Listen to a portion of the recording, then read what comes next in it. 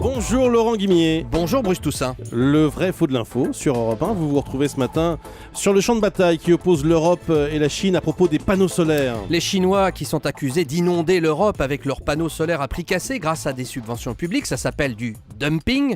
Résultat, les panneaux bien de chez nous ne se vendent plus. Et c'est pour cela que la ministre de l'écologie Delphine Batho a tiré la sonnette d'alarme sur Europe 1 il y a quelques jours en disant, en gros, les Chinois nous enlèvent le pain de la bouche.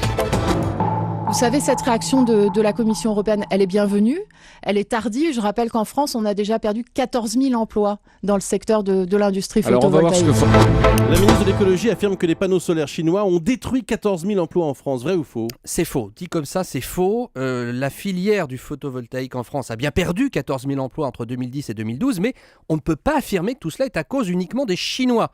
Je vais vous raconter ce qui s'est passé.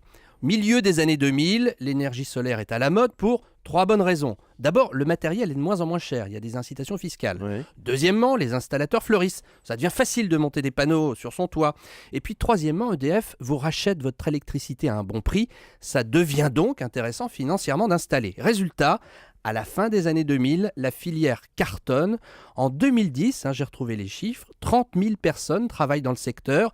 Et 2 ans plus tard, c'est vrai, ils ne sont plus que 16 000, 14 000 emplois perdus, c'est vrai, mais pas uniquement à cause des Chinois. Et comment pouvez-vous le prouver ? Tout simplement parce que sur les 30 000 emplois du secteur, un quart seulement étaient des fabricants de matériel. Oui. Les cellules, les panneaux, les onduleurs.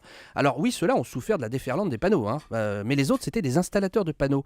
Et un installateur, il installe des panneaux français ou des panneaux chinois de la même façon. Ouais. Ça n'explique pas les emplois perdus. En fait, il y a 2 problèmes plus graves pour expliquer ces 14 000 suppressions d'emplois.